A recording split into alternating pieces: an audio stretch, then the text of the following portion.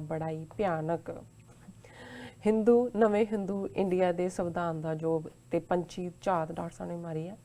सो ये तुहाडे नाल शेयर किया है। सो आई होप तुहानूं पसंद आया होएगा। सो हुण आपां जो अज दा दूसरा अहम इशू है उस उपर आपां डॉक्टर साहब कोलों उन्हां दे विचार सुनन जा रहे हैं। सो असीं चाहांगे कि तुसीं साडे नाल इसे तरह ही जुड़े रहना। थैंक यू सो मच जी। डॉक्टर साहब की कहना चाहोगे?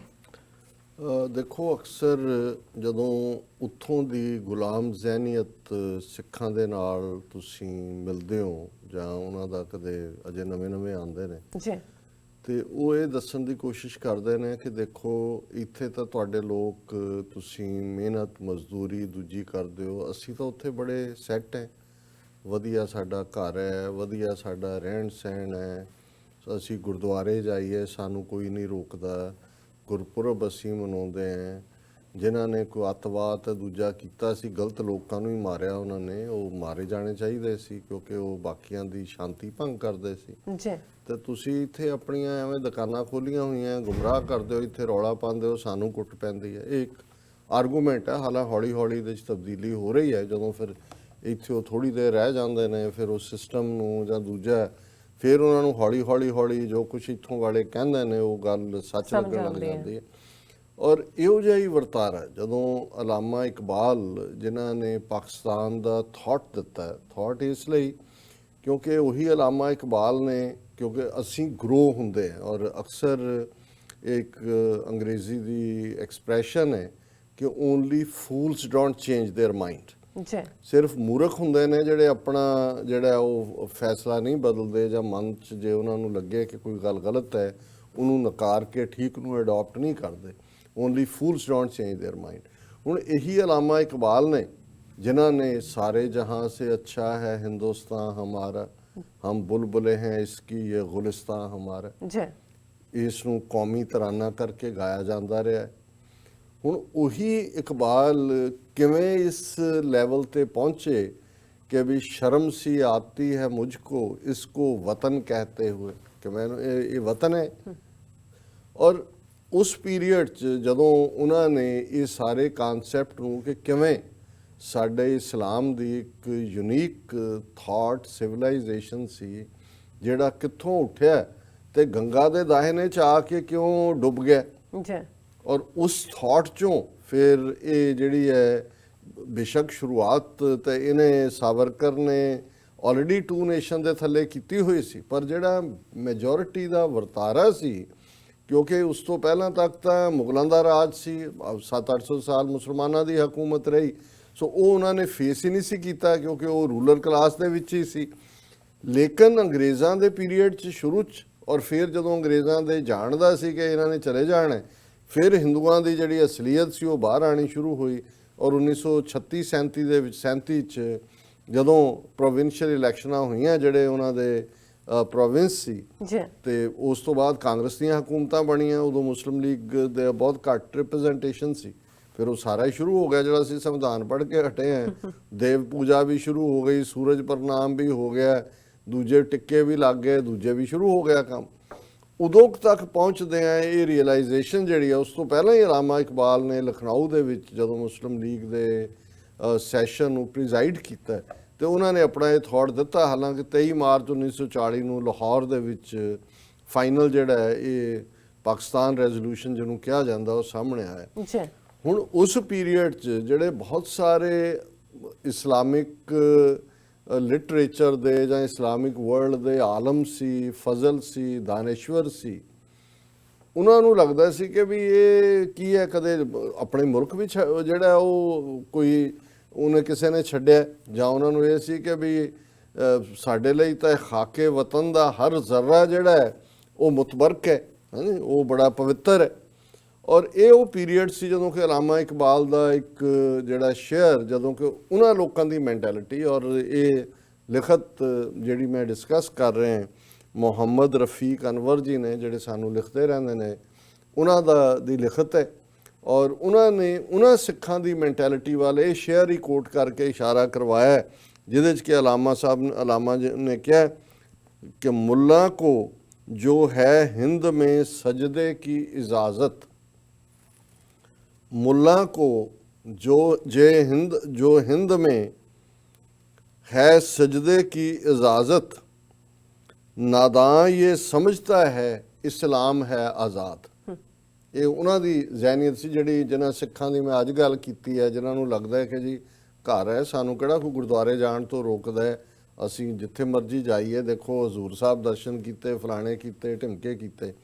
ਹੁਣ ਉਹਨਾਂ ਨੇ ਜਿਹੜੀ ਲਿਖਤ ਹੈ ਉਹਦਾ ਟਾਈਟਲ ਹੀ ਦਿੱਤਾ, ਜਿਹਨੂੰ ਅਸੀਂ ਆਪਣੇ ਸਬਜੈਕਟ ਦਾ ਟਾਈਟਲ ਵੀ ਬਣਾਇਆ, are Sikhs really free in India, ਕਿ ਸਿੱਖ ਜਿਹੜੇ ਨੇ ਭਾਰਤ ਦੇ ਵਿੱਚ ਆਜ਼ਾਦ ਨੇ। ਉਹਨਾਂ ਨੇ ਕਿਹਾ, ਅਸਲਾਮ ਅਲੈਕਮ, ਸਤਿ ਸ਼੍ਰੀ ਅਕਾਲ ਕਹਿ ਕੇ, I have been watching SOS TV 84 some months now and heard you reciting Allama Iqbal with reference to Baba Nanak, ਕਿ ਮੈਂ ਕੁਛ ਦੇਰ ਤੋਂ TV 84 ਦਾ ਸੱਚੋ ਸੱਚ ਦੇਖ ਰਿਹਾ ਔਰ ਮੈਂ ਤੁਹਾਡੇ ਤੋਂ ਅਲਾਮਾ ਇਕਬਾਲ ਦੀ ਜਿਹੜੀ ਬਾਬਾ ਨਾਨਕ ਦੇ ਉੱਤੇ ਨਜ਼ਮ ਸੀ ਉਹ ਸੁਣੀ।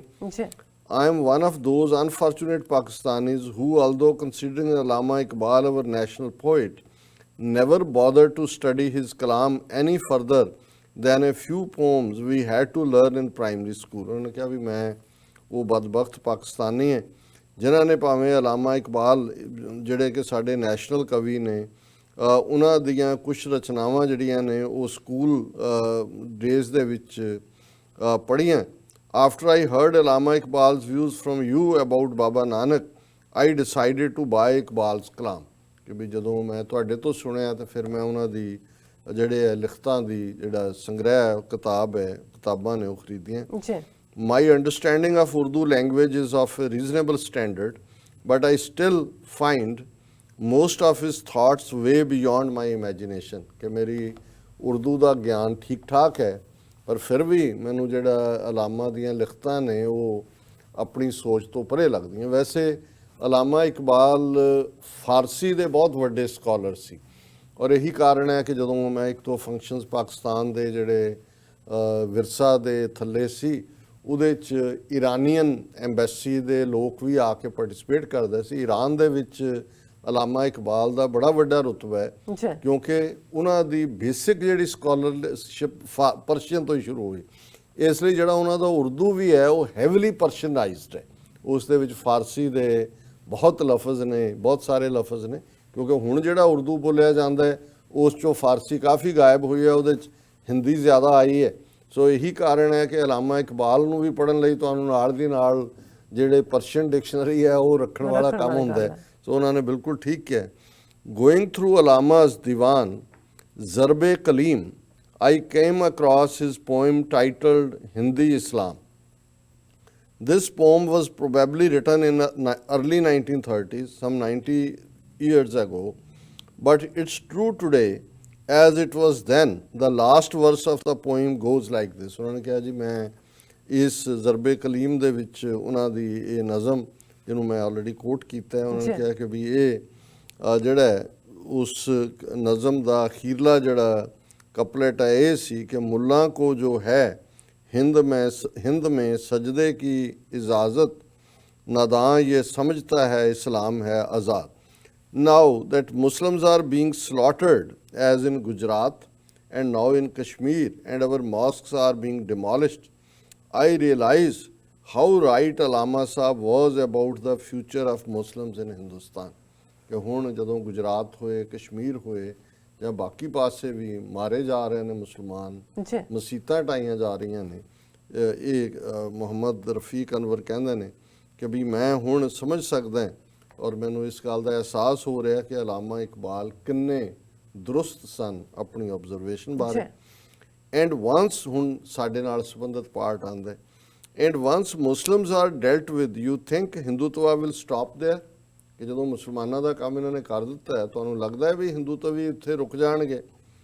Sikhs are allowed to go to their gurdwaras now, but if they think they are truly free, then perhaps Allama Iqbal's words are true for them as well। नादान समझते हैं कि सिख हैं आज़ाद, true freedom will come when Khalistan becomes a reality। उन्होंने कहा भी सिर्फ इस उन्होंने शेयर च मुल्लां ਦੀ ਥਾਂ ਤੁਸੀਂ ਸਿੱਖ ਲਫ਼ਜ਼ ਰਿਪਲੇਸ ਕਰ ਦਿਓ ਤੇ ਫਿਰ ਇਹੀ ਹੋਏਗਾ ਉਹਨਾਂ ਦੇ ਲਈ ਜਿਹੜੇ ਅੱਜ ਇਹ ਸਮਝਦੇ ਨੇ ਕਿ ਜੀ ਉਹਨਾਂ ਨੂੰ ਤਾਂ ਕਿਸੇ ਕਿਸਮ ਦਾ ਕੀ ਹੈ।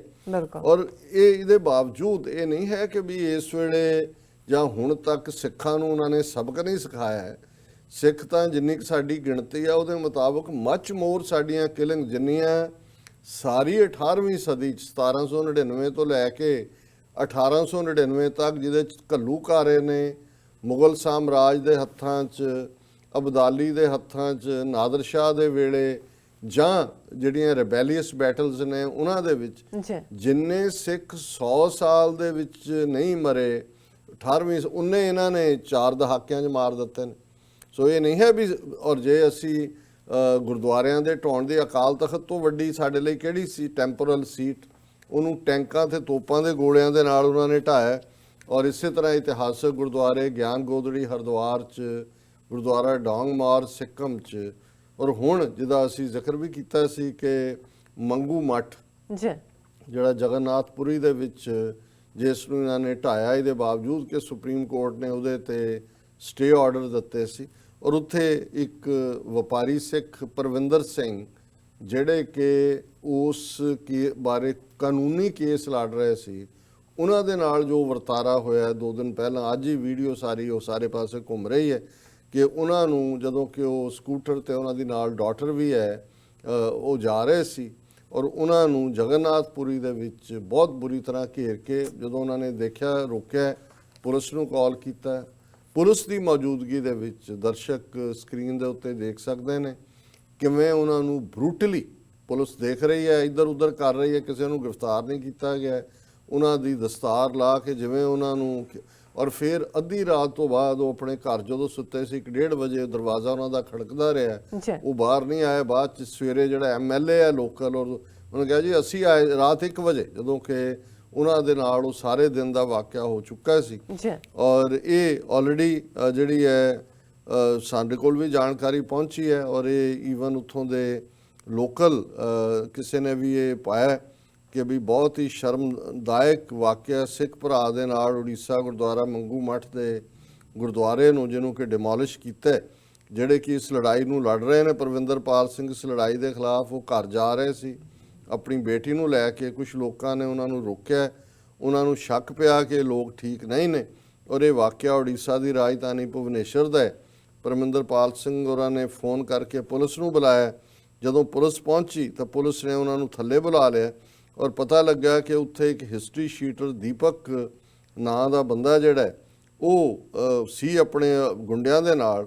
ਔਰ ਬਾਅਦ 'ਚ ਇਹ ਵੀਡੀਓ ਹੈ ਜਿਹੜੀ ਕਿ ਸਾਰੇ ਪਾਸੇ ਜਾ ਰਹੀ ਹੈ ਫੇਸਬੁੱਕ ਦੇ ਉੱਤੇ ਵੀ ਕਿ ਉਹਨਾਂ ਦੇ ਨਾਲ ਕੀ ਸਲੂਕ ਹੋਇਆ। ਔਰ ਜਦੋਂ ਇੱਕ ਵਾਰੀ ਇਹ ਇਨਫੋਰਮੇਸ਼ਨ ਬਾਹਰ ਆਈ ਹੈ, ਔਰ ਈਵਨ ਟਾਈਮਜ਼ ਆਫ ਇੰਡੀਆ ਨੇ ਵੀ ਖਬਰ, Sikh businessman wife fear for safety, ਕਿਉਂਕਿ ਪਰਵਿੰਦਰਪਾਲ ਸਿੰਘ ਹੋਰਾਂ ਨੇ ਜਿਨ੍ਹਾਂ ਨੂੰ ਕਿ ਜਿਹੜਾ ਅਸੌਲਟ ਕੀਤਾ ਗਿਆ, ਉਹਨਾਂ ਨੇ ਇਹ ਕਿਹਾ ਮੀਡੀਆ ਨੂੰ ਕਿ ਵੀ ਅੱਧੀ ਰਾਤ ਨੂੰ ਐਮਐਲਏ ਭੁਵਨੇਸ਼ਵਰ ਦਾ ਅਨੰਤ ਨਾਰਾਇਣ ਤੇ ਖੁਰਦਾ ਡਿਪਟੀ ਸੁਪਰਡੈਂਟ ਪੁਲਿਸ ਅਨੂਪ ਕਨਾਰੂ, ਇਹ ਸਾਰੇ 1:30 ਵਜੇ ਜਿਹੜੇ ਨੇ ਉਹ ਰਾਤ 1:30 ਵਜੇ ਸਵੇਰ ਦੇ, we were sleeping, suddenly there was a loud banging on the door, we got so scared we didn't open the door, they kept on banging for long time, said Kamaljeet, wife of Parvinder.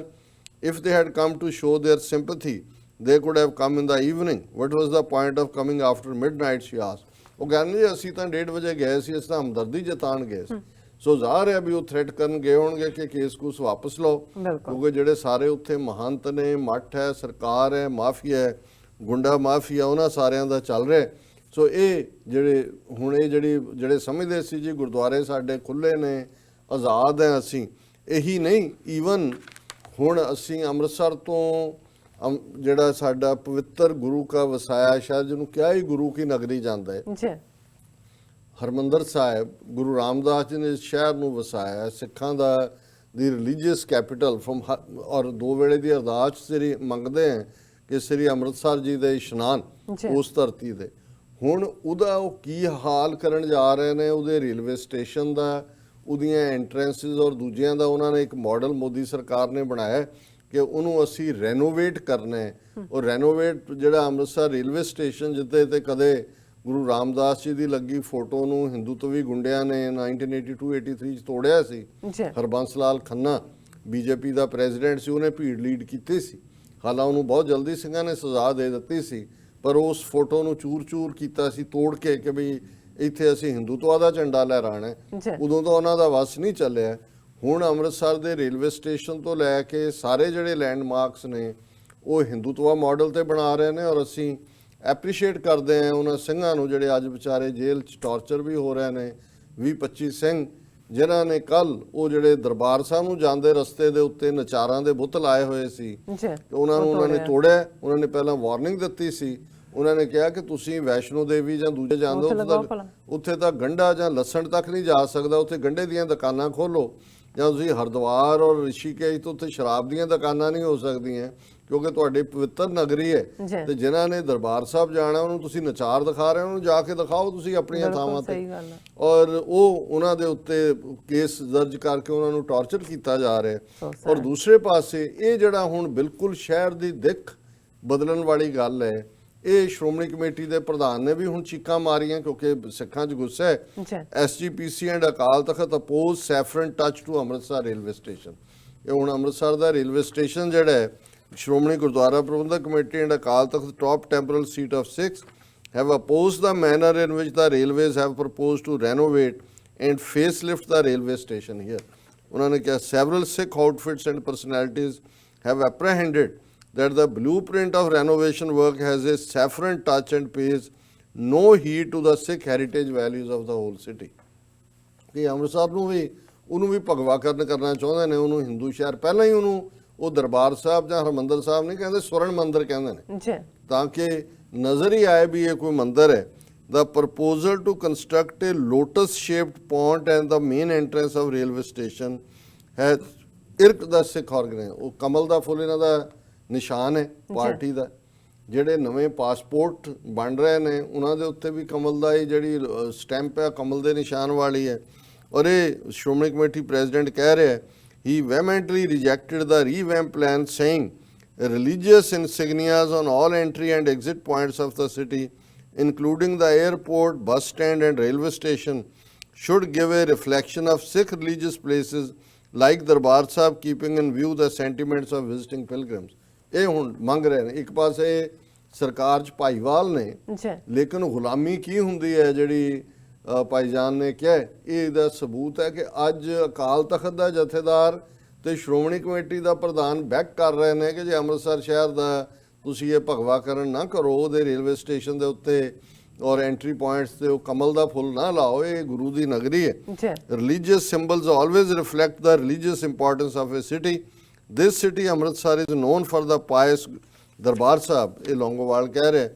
ਔਰ ਫਿਰ ਉਹ ਕਹਿ ਰਿਹਾ the significance of Sikh heritage should not be ignored at any cost, since hundreds of Sikh devotees around the world throng Amritsar with the motive to pay obeisance at Darbar Sahib through rail routes. ਉਹਨੇ ਕਿਹਾ ਜੀ ਸੈਂਕੜੇ ਰੋਜ਼ਾਨਾ ਗੱਡੀਆਂ ਰਾਹੀਂ ਆਉਂਦੇ ਨੇ, ਉਹ ਤੁਸੀਂ ਕਮਲ ਦਾ ਫੁੱਲ ਲਾਓਗੇ ਵੀ ਇਹ ਬੀਜੇਪੀ ਦਾ ਸ਼ਹਿਰ ਹੈ। ਔਰ ਉਹਨਾਂ ਨੇ ਫਿਰ ਚੌਥੇ ਸਿੱਖ ਗੁਰੂ ਨੇ ਵਸਾਇਆ ਔਰ ਅੱਗੇ ਲੰਬਾ ਚੌੜਾ ਪਾਰਟ ਹੈ।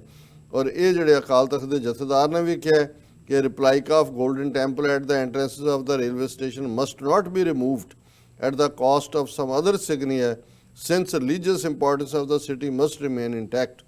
और ਇਹ ਦੱਸ ਰਿਹਾ ਹੈ ਕਿ ਗੁਲਾਮੀ ਕਿਹਨੂੰ ਕਹਿੰਦੇ ਨੇ, ਜਿਹੜੇ ਅੱਜ ਸਮਝਦੇ ਨੇ ਕਿ ਸਾਡੇ ਗੁਰਦੁਆਰਿਆਂ 'ਚ ਤਾਂ ਚਲੋ ਕੋਈ ਨਹੀਂ, ਅਸੀਂ ਧਾਰਮਿਕ ਲੋਕ ਹਾਂ ਜੀ, ਅਸੀਂ ਸਿਆਸਤ ਤੋਂ ਕੀ ਲੈਣਾ।